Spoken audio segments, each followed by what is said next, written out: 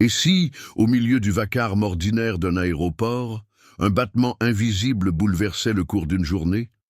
Et si, dissimulé entre les roulettes des valises et les annonces mécaniques, un souffle fragile attendait d'être sauvé? Parmi les milliers de pas pressés, il y en avait deux qui ne couraient pas mais écoutaient. L'un d'eux portait des bottes, l'autre marchait sur des coussinets. Dans cette mer de visages anonymes, seuls deux êtres partageaient une connexion muette, une alarme silencieuse que seuls ceux qui aiment sans condition peuvent entendre. C'est là, dans ce décor banal et effervescent, que l'histoire a commencé à dérailler. Ce jour-là, il n'y avait pas que des vols à l'heure et des bagages bien rangés. Il y avait une valise, posée seule contre un mur, et un regard animal, perçant, fixé sur elle, comme si elle détenait le cœur battant d'un secret. L'aéroport Charles de Gaulle bourdonnait comme un organisme vivant, chaque couloir vibrant du va-et-vient des voyageurs. Mais l'officier Mathieu sentit une tension dans la laisse qu'il tenait, une résistance inhabituelle. Son compagnon à quatre pattes, un berger allemand nommé Shadow, s'était figé, le dos droit, les oreilles dressées. Son regard fixait une valise abandonnée près d'un pilier. Ce n'était pas de l'instinct, c'était bien plus que ça. Shadow ne réagissait jamais sans raison. Ses aboiements retentirent, secs, répétés, comme des coups de marteau contre l'indifférence environnante. Des passants se retournèrent, intrigués. Certains s'éloignèrent, d'autres restèrent figés, attirés par cette scène étrange. Mathieu se pencha, fronçant les sourcils. Il connaissait son partenaire mieux que personne. Ce n'était pas une fausse alerte. Les secondes se dilatèrent, le bruit ambiant sembla s'estomper autour d'eux. Shadow tirait fort sur sa laisse, ses pattes raclant le sol, son souffle saccadé. Il tournait autour de la valise comme un gardien de secret, grognant bas, comme s'il tentait de repousser une ombre invisible. Mathieu appela aussitôt la sécurité, sa voix ferme trahissant une tension intérieure. Une zone fut rapidement évacuée. Des agents armés encerclèrent la valise, tandis que Shadow ne quittait pas sa position, comme s'il attendait une permission tacite pour agir. Ce chien, que certains prenaient pour un simple outil de détection, était en vérité le premier à percevoir l'appel silencieux venu de l'intérieur du bagage. Et au moment précis où l'on s'apprêta à ouvrir la valise, l'atmosphère sembla changer. Ce n'était plus seulement un contrôle de routine, c'était une frontière invisible qu'il s'apprêtait à franchir. Shadow, les muscles tendus, émettait un gémissement rauque presque humain chargé d'angoisse et de détermination. Ce qu'ils allèrent découvrir, bien au-delà du tissu et des fermetures éclairs, allait plonger toute l'équipe dans une réalité qu'aucun d'eux n'était prêt à affronter. Une réalité si poignante, si inconcevable, qu'elle allait redéfinir pour toujours le lien entre un homme, un chien et un acte de bravoure silencieuse. Lorsque la fermeture éclair fut lentement descendue, un frisson glacial parcourut Mathieu. L'intérieur de la valise n'abritait ni vêtements, ni objets personnels, mais un petit corps immobile, recroquevillé sous une couverture. Un enfant. Une fillette, à peine âgée de 5 ou 6 ans, le visage pâle, les paupières closes, comme si le sommeil l'avait englouti loin du monde. Pendant un instant, le temps se suspendit. Les murmures cessèrent, les radios se turent, même les moteurs d'avion semblèrent s'éloigner. Le silence fut presque sacré, lourd d'une vérité cruelle. Shadow s'approcha lentement, le museau frémissant, et posa délicatement sa tête contre la couverture, comme s'il voulait dire « Je suis là, tu n'es plus seul ». Il ne bougeait plus. Tout son être semblait absorber la douleur contenue. Dans ce petit corps endormi, Mathieu tomba à genoux, sa main tremblante frôlant le front glacé de la fillette. Elle respirait encore, faiblement, mais elle était en vie. Une lueur d'espoir, aussi fragile qu'un souffle, persistait. Il appela immédiatement les secours d'une voix étranglée par l'urgence. Enfant trouvé, état critique, besoin d'une ambulance tout de suite. L'agitation reprit, cette fois dirigée, concentrée, vitale. Des agents s'écartèrent pour ouvrir un passage, tandis que d'autres tentaient de contenir les curieux. Shadow, fidèle à son instinct, resta aux côtés de la fillette, son corps contre le sien, comme pour lui transmettre un peu de chaleur, un peu de force. Mathieu sentait son cœur battre trop vite, ses pensées s'embrouillaient. Comment une enfant avait-elle pu se retrouver là, enfermée comme un objet, abandonnée dans l'anonymat glacial d'un terminal? Les ambulanciers arrivèrent enfin, prenant l'enfant en charge avec une délicatesse précipitée. Pendant qu'ils plaçaient la petite sur une civière, Shadow émit un gémissement court, presque un adieu silencieux. Mais ses yeux ne la quittaient pas. Mathieu posa une main sur sa tête. « Tu as fait ce qu'il fallait, mon ami. » Pourtant, au fond de lui, une angoisse nouvelle germait. Ce n'était pas une erreur, ce n'était pas une négligence. Cette valise avait été placée là volontairement, et cela ne pouvait signifier qu'une chose. Quelqu'un, quelque part, voulait que cet enfant disparaisse sans laisser de traces. Alors que l'ambulance s'éloignait, gyrophare en rotation, un officier s'approcha de Mathieu, l'air grave. « On a récupéré les images de surveillance. La valise a été déposée, délibérément, et on pense savoir par qui. » L'estomac de Mathieu se contracta, tandis qu'il échangeait un regard rapide avec Shadow. Un frisson lui remonta le long de l'échine. Une vérité plus dérangeante encore les attendait, tapis dans l'ombre des couloirs de l'aéroport. Le poste de commandement improvisé bourdonnait d'activités fébriles. Des écrans affichaient des images floues, des zooms maladroits sur des angles capturés par les caméras de surveillance du terminal.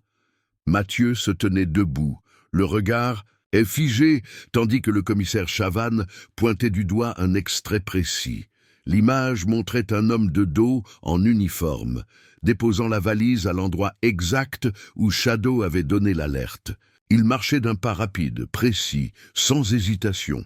Ce n'était pas un inconnu, ce n'était pas un simple passager égaré, c'était Alain, un collègue, un vétéran du service de sécurité, un homme en qui Mathieu avait placé sa confiance à maintes reprises. Un froid terrible l'envahit, comme si le sol sous ses pieds venait de céder. « Ce n'est pas possible », murmura-t-il, les mâchoires serrées. « Alain, pourquoi lui ?»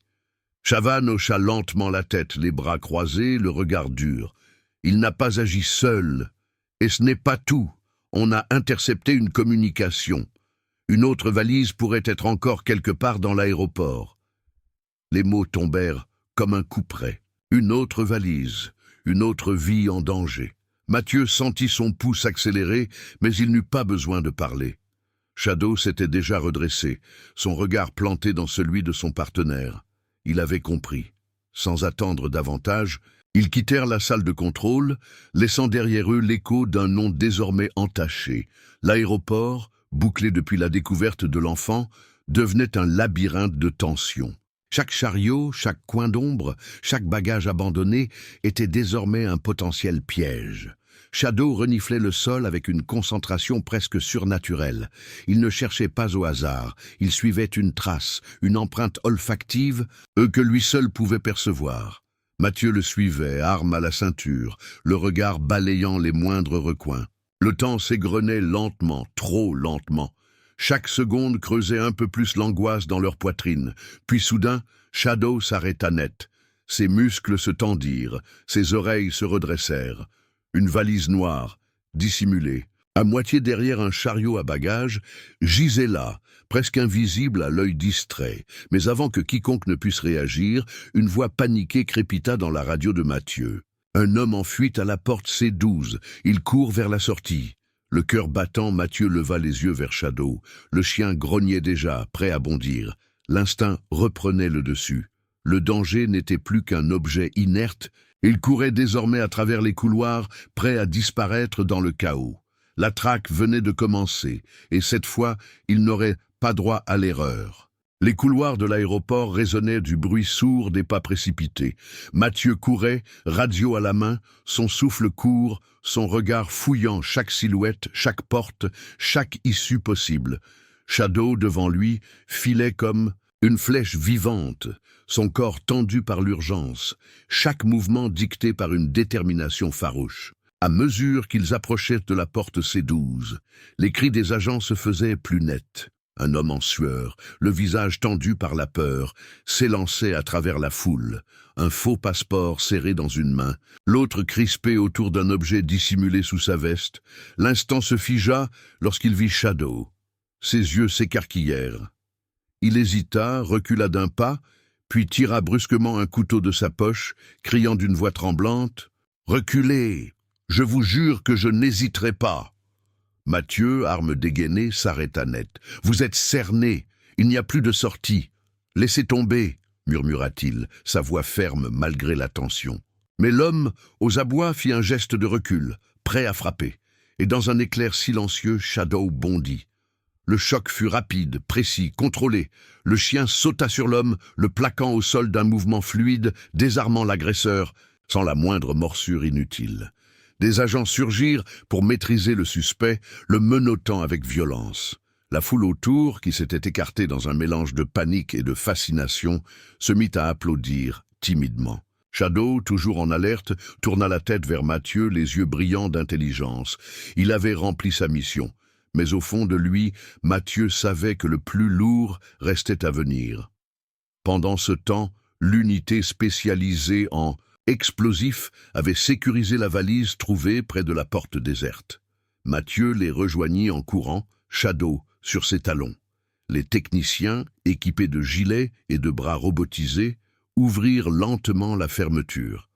Pas d'explosifs, pas de mécanisme mortel. Mais son contenu glaça à nouveau tous ceux qui l'observaient. Des documents classés, annotés, protégés dans des pochettes plastiques. Plans détaillés, listes de noms, photos d'enfants, schémas de transfert, des dizaines de pages révélant l'existence d'un réseau structuré, organisé, international, un trafic d'êtres humains opérant dans l'ombre, utilisant les entrailles des aéroports comme vecteurs silencieux de leur barbarie. Mathieu feuilletait les dossiers, la gorge serrée. Certains visages étaient si jeunes qu'ils semblaient à peine avoir quitté les bras de leur mère. D'autres étaient déjà marqués par la peur. Shadow, à côté de lui, grognait doucement, comme s'il pouvait sentir l'odeur du mal dans l'encre et le papier. Un frisson d'indignation traversa Mathieu. Ce qu'ils avaient découvert dépassait l'imaginable. Ce n'était plus une enquête, c'était une guerre. Et l'ennemi ne portait pas de masque. Il avait un badge, un uniforme. Il connaissait les couloirs, les angles morts, les protocoles. Il savait comment se cacher là où personne ne pensait à regarder. Et maintenant qu'un nom, un visage, une trahison venaient d'être dévoilés, l'équilibre fragile de la vérité vacillait. Car ce que Shadow allait bientôt révéler, dans le recoin le plus silencieux de ce dédale de béton et de mensonges, allait briser bien plus que des illusions. Le soleil déclinait lentement sur les vitres de l'aéroport Charles de Gaulle, projetant des reflets d'ambre sur le sol encore marqué par les événements de la journée. Mais l'agitation n'avait pas cessé. Bien au contraire. Dans une salle d'interrogatoire à l'éclairage froid, Alain, menotté, le visage défait, venait de faire une confession qui allait changer le cours de l'enquête. Sa voix faible, tremblante, venait de lâcher un mot, un seul mais suffisant pour figer l'air, une troisième valise. Il n'y avait pas 2, mais 3 transferts prévus, et la dernière n'avait pas encore été localisée. Mathieu sentit un vertige, une tension s'épanouir dans sa poitrine. Il échangea un regard rapide avec Shadow, qui n'avait pas bougé de son flanc. Le chien leva les yeux, puis tourna la tête vers le couloir, comme s'il avait déjà compris. Il tira légèrement sur la laisse, puis plus fort. Il voulait... Et au partir, il savait, il le suivait. À travers les couloirs presque vides, les coupes de ventilation ronronnaient doucement, mais dans les oreilles de Mathieu, tout semblait étouffé, comme si le temps se resserrait autour d'eux. Shadow s'arrêta brusquement près d'un ascenseur de service. Il renifla, tourna sur lui-même, puis grogna d'un ton grave. Derrière une cloison de maintenance entr'ouverte, ils découvrirent une pièce oubliée du personnel, tapissée de boîtes, de sacs et d'une valise.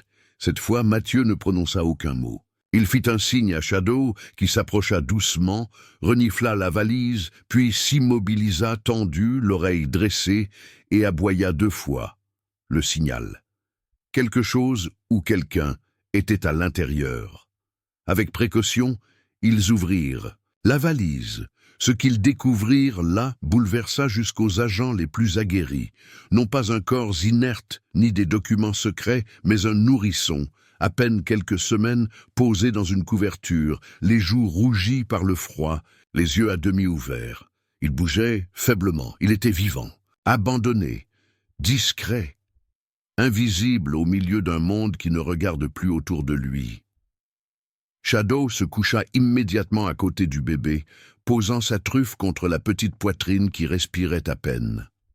Son souffle régulier, sa chaleur, son calme, agissaient comme une couverture invisible, un cocon protecteur. Mathieu, les larmes aux yeux, porta l'enfant contre lui.